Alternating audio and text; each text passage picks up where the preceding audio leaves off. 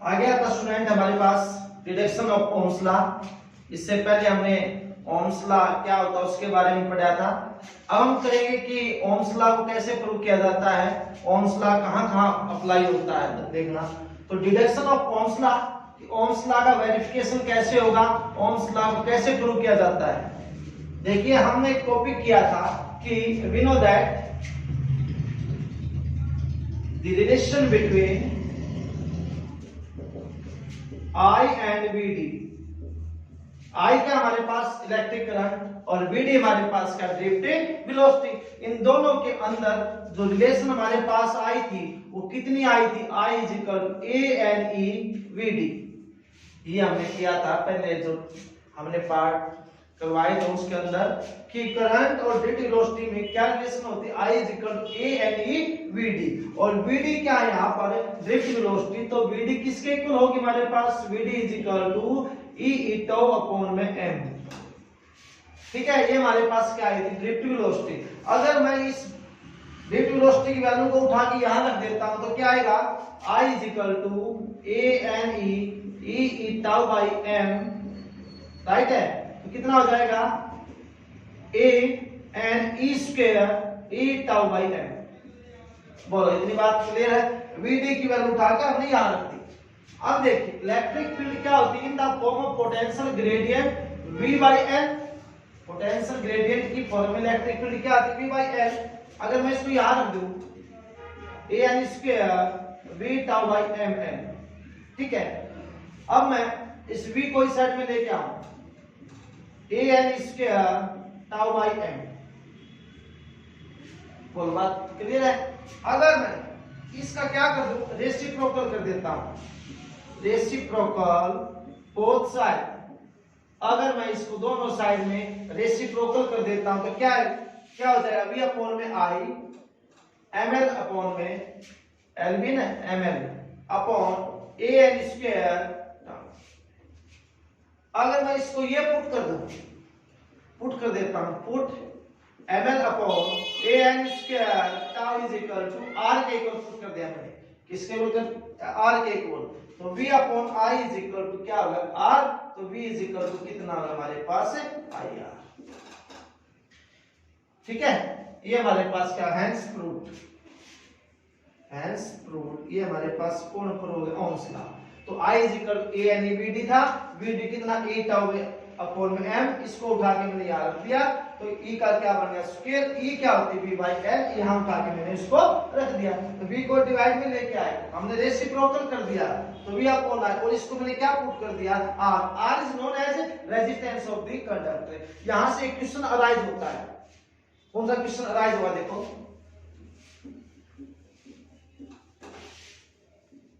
write the factors on which resistance of the conductor depend।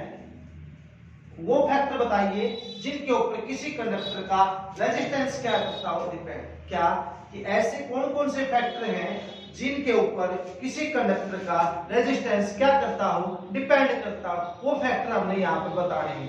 तो वो factor कौन कौन से देखो, सबसे पहले हमने जो पहले वाले टॉपिक में कि हमने ओम्स लॉ को प्रूव किया था उसके अंदर क्या था, हमने R को क्या पुट किया था, ml upon AN square tau, ये पुट किया था। अगर इससे मैं क्या करूं, अगर ये चीज को मैं क्या सपोज करूं, इससे मैं कांस्टेंट प्रूफ, इसको कांस्टेंट सपोज कर लेता हूं तो R क्या होगा, from this we can say that, इससे हम क्या कह सकते हैं, number one from say that the resistance of the conductor, इससे हम क्या कह सकते हैं, इस इक्वेशन से हम ये कह सकते हैं कि जो कंडक्टर है उसका रेजिस्टेंस, फर्स्ट पॉइंट तो क्या है कि directly proportional to the length of the conductor. अगर ये चीज कांस्टेंट है तो रेजिस्टेंस लेंथ का क्या होगा, directly proportional. That is R किसके होगा बेटा, एल के क्या होगा, directly proportional. Directly proportional means क्या होता है, अगर वन क्वांटिटी इंक्रीज होती है तो अदर क्वांटिटी भी क्या होगी, इंक्रीज होगी। एक डिक्रीज होती है तो दूसरी भी क्या होगी, डिक्रीज। तो यहाँ पर क्या देखना है, अगर लेंथ इंक्रीज होगी तो रेजिस्टेंस भी क्या होगी, तो रेजिस्टेंस भी क्या है, इंक्रीज। अगर लेंथ डिक्रीज होगी तो ये भी क्या होगा, डिक्रीज। तो रेजिस्टेंस का मतलब क्या होता है कि किसी चीज का अपोज करना। ये कब होता है, रेजिस्टेंस तब होता है जब कोई कंडक्टर के अंदर इलेक्ट्रॉन मूव कर रैंडम मोशन के अंदर और वो आपस में कोलाइड करते हैं, तो वहां पर उसका अपोज किया जाता है, वहां पर ये रेजिस्टेंस है, वहां पर ऑफर किया जाता है। और ये किसके द्वारा ऑफर किया जाता है, कंडक्टर जिस मटेरियल का बना होता है उसके द्वारा ये ऑफर किया जाता है। मैंने पहले ही बता दिया। अब देखिए सेकंड क्या होगी, अगर अब की बार मैं इसको कांस्टेंट मान लेता हूं तो क्या इनवर्सली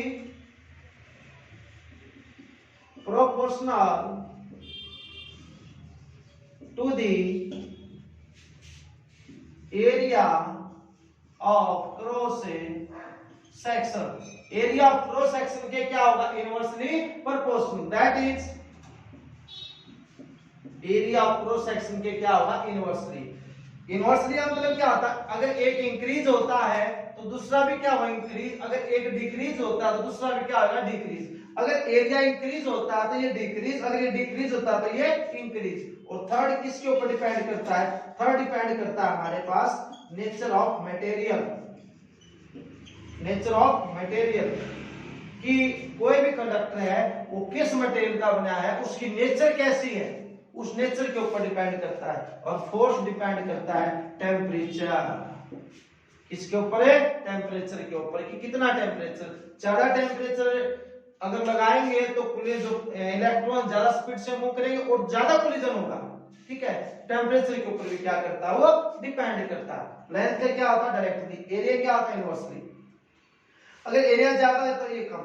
हम सपोज करते हैं, एग्जांपल लेके चलते हैं, हमारे पास कोई भी एक सुरंग है, ठीक है, और उस सुरंग की लंबाई बहुत ही ज्यादा है और वो काफी बड़ी है, मतलब बिल्कुल बिल्कुल बिल्कुल नैरो है, उसके अंदर से पास होना बहुत मुश्किल है। अगर उसकी लेंथ ज्यादा है और उसको पास करना मुश्किल है, लेंथ ज्यादा है तो उसको पास करने में, उसको पार करने में कठिनाई बहुत ही ज्यादा होगी। तो कठिनाई क्या है, यहाँ पे रेजिस्टेंस है। अगर उस सुरंग की लेंथ कम हो जाए, क्या हो जाए, लेंथ कम हो जाए, तो उसका जो रेजिस्टेंस है या उस सुरंग को पार करने में कठिनाई क्या होगी, कम होगी। कठिनाई कम होगी तो इसका मतलब क्या है, रेजिस्टेंस क्या होगा, उसका कम होगा। तो लेंथ का क्या होगा, डायरेक्टली वही बात। लेंथ ज्यादा तो समस्याएं ज्यादा, लेंथ कम तो समस्याएं कम। लेंथ ज्यादा तो रेजिस्टेंस ज्यादा, लेंथ कम तो रेजिस्टेंस भी कम हो। सेकंड क्या है, इनवर्सली। अब बताओ, अगर उस सुरंग का एरिया ज्यादा है, सुरंग बहुत ही खुली है, ठीक है, तो उसमें से पार होना बहुत ही आसान होगा। अगर उसका एरिया क्या हो जाए, सुरंग का एरिया बहुत कम हो जाए, तो उसको पार करना बहुत ही मुश्किल होगा। तो यही बात है। तो उसका मतलब क्या है, रेजिस्टेंस। इक्वेशन हमारे पास फर्स्ट और सेकंड आ गए, ठीक है। अगर मैं इन दोनों इक्वेशन को मैं क्या कर दूं, दोनों को आपस में कंबाइन कर दूं, combining equation first and second, इनको कंबाइन कर दो तो कीजिए, आर किसके हो जाएगा, एल बाई ए। एल ऊपर थी, ए का था नीचे, तो इसको हटाने के लिए कभी भी क्या लगाया जाता है, कांस्टेंट। तो यहां पर मैं क्या कांस्टेंट लगाऊंगा, मैंने लगा दिया रो। क्या लगा दिया, रो, ठीक है। और इस रो को क्या बोलेंगे, इसको बोलेंगे स्पेसिफिक रेजिस्टेंस। क्या बोलेंगे, स्पेसिफिक रेजिस्टेंस, या और दूसरा नाम क्या है इसका, रेजिस्टिविटी। क्या नाम होगा इसका, रेजिस्टिविटी। इसका नाम क्या है, स्पेसिफिक रेजिस्टेंस और रेजिस्टिविटी। ये रिलेशन भी बोल सकते हैं कि रेजिस्टेंस और रेजिस्टिविटी में क्या रिलेशन होता है, R is equal to rho L by A. तो रो क्या है, स्पेसिफिक रेजिस्टेंस, या फिर दूसरा नाम क्या है इसका, रेजिस्टिविटी है, ठीक है।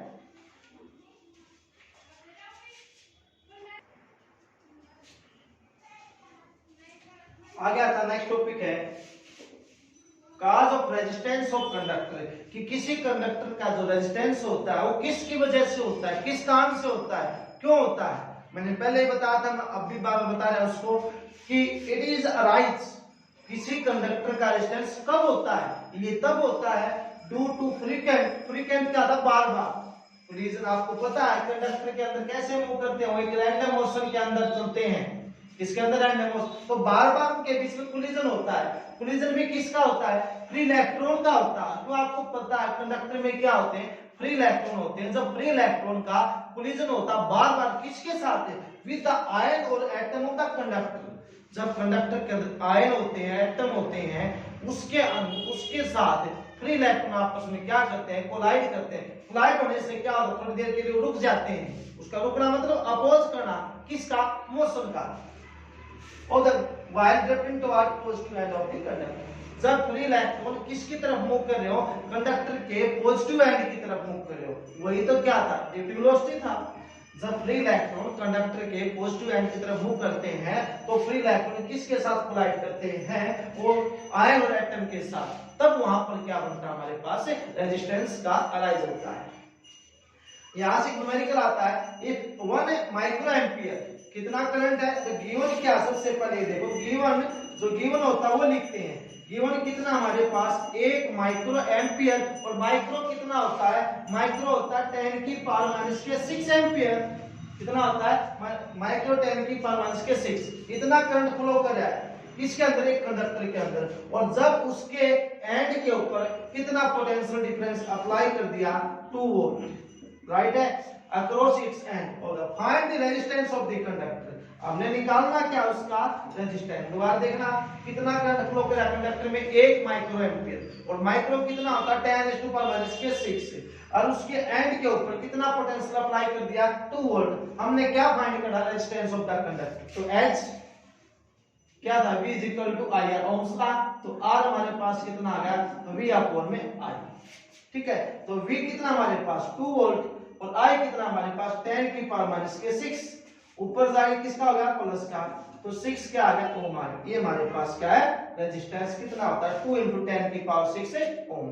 अब हम ऐसा क्वेश्चन करेंगे कि आपको पता है कि हमारे अंदर भी करंट फ्लो करता है, क्यों, we are best conductor of electron. हम भी तो क्या है, बेस्ट, वैसे सबसे अच्छा तो सिल्वर होता है, हम भी तो क्या है, कंडक्टर। हमारे अंदर भी तो करंट फ्लो करता है। करंट को फ्लो कराने के लिए किसकी रिक्वायरमेंट होती है, रेजिस्टेंस। इसलिए हमारी बॉडी के अंदर भी क्या होता है, रेजिस्टेंस होता है। कैसे होता है, अब हम पढ़ेंगे उसको।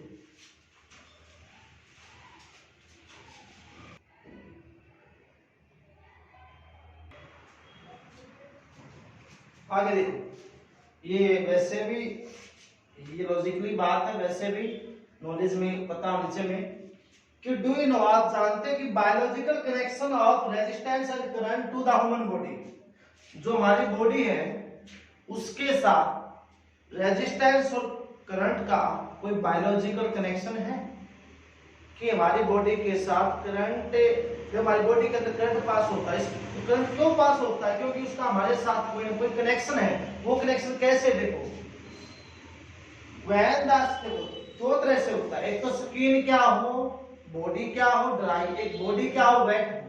व्हेन द स्किन ड्राई, जब स्किन कैसी हो, ड्राई, तो ह्यूमन बॉडी का रेजिस्टेंस होता है 10 की पावर 5 ओम।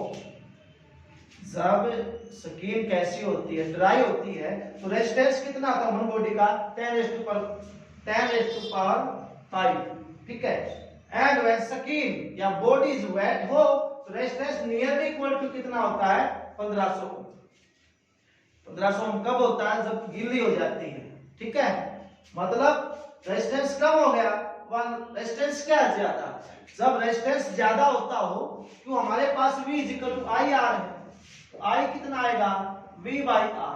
अगर रेजिस्टेंस कम होता है तो करंट ज्यादा होगा, रेजिस्टेंस ज्यादा तो करंट क्या होगा, कम। तो हम ज्यादा करंट जाने के चांसेस कब होते हैं, जब हमारी बॉडी कैसी होती है, वेट होती है, गीली होती हो। तो देखना यहाँ रेजिस्टेंस कम है, ये कब है, जब स्किन कैसी ड्राई, इसका मतलब करंट कम जाएगा। जब स्किन कैसी होगी, वेट, तो रेजिस्टेंस कम होगा तो करंट क्या जाएगा, उसमें ज्यादा जाएगा। और हमारी जो सप्लाई वोल्टेज वो कितनी होती है, 220 वोल्ट। हमारे घरों में जो सप्लाई आती है एसी सप्लाई आती है, और हम 99% एसी यूज करते हैं, 1% डीसी यूज करते हैं। क्यों यूज करते हैं डीसी? क्योंकि डीसी वेरी कॉस्टली, डीसी बहुत ही महंगी होती है इसलिए। अब हम देखेंगे कि हमारे घरों में वोल्टेज सप्लाई कितनी, 220 वोल्ट है, और फ्रीक्वेंसी 50 हर्ट्ज होती है। करंट थ्रू ड्राई स्केल, हमारे पास रेजिस्टेंस हो गया, पोटेंशियल डिफरेंस, तो हम क्या निकाल सकते हैं, current Q according to Ohm's law. I कितना आ जाए, V बाई आर। V कितना 220, R कितना 10⁵, और ये ऊपर जाए किसका ला, माइनस का। ये 1 0 प्लस है और ये माइनस, किसके बच के, माइनस के 4। यहाँ पॉइंट लगा दिया, इसकी पावर कितनी रहेगी, -3, और -3 क्या होता है, मिली। तो करंट कितना आ गया, 2.2 मिली एम्पीयर। तो हमारी बॉडी जब स्किन, हमारी बॉडी ड्राई होती है, स्किन ड्राई होती है, तो करंट कितना पास होता है, 2.2 मिली एम्पीयर। और जब हमारी बॉडी कैसी होती है, वेट, तो पोटेंशियल डिव 220, रेजिस्टेंस कितना 1500, 1 0 से 0, इसको डिवाइड करेंगे तो कितना आएगा, ये आएगा 1.147 मिली एम्पीयर में आ जाएगा, इसमें मिली एम्पीयर में। तो इसका मतलब क्या, जब करंट कहां से कहां जाता है, ध्यान देना इस बात पे, जब करंट 100 मिली एम्पीयर से कहां जाता है, 3 एम्पीयर तक, यानी कम से ज्यादा में। अगर करंट हमारी बॉडी के अंदर 100 मिली एम्पीयर से 3 एम्पीयर तक फ्लो हो सकता है, तो हमारी बॉडी को फैटल मतलब बहुत जोर से झटका लगेगा। जब करंट 100 मिली एम्पीयर से 3 एम्पीयर तक फ्लो कर जाएगा तो हमारी बॉडी को बहुत ज्यादा जोर से झटका लगेगा। और जब करंट कहां से कहां चला जाएगा, हमारी बॉडी के अंदर 20 मिली एम्पीयर से 100 मिली एम्पीयर के अंदर से पास हो जाएगा, तो काज पैरालाइज, तो उसको पैरालाइज हो सकता है। क्या हो सकता है? और जब करंट कहां से कहां 10 मिली एम्पीयर से, मिली होता है 10⁻³ 10 मिली एम्पीयर से 20 मिली एम्पीयर तक जाता है, तो काजी मस्कुलर डिसऑर्डर, तो हमारी जो मांसपेशियां वो ब्लॉक हो सकती हैं। ठीक है। और जब हम 220 वोल्ट सप्लाई को टच करते हैं, लाइव वायर को, 220 वोल्ट लाइन वायर को हम टच करते हैं, तो वेरी सीरियस केस होता है, वहां पर हमारी जान भी जा सकती है, बहुत ही एक्सीडेंटल केस होता है वहां पे। ठीक है। तो ये हमारा क्या था कि हमारी बॉडी के लिए बायोलॉजिकल कनेक्शन होता है किसका, करंट और रेजिस्टेंस का। ठीक है।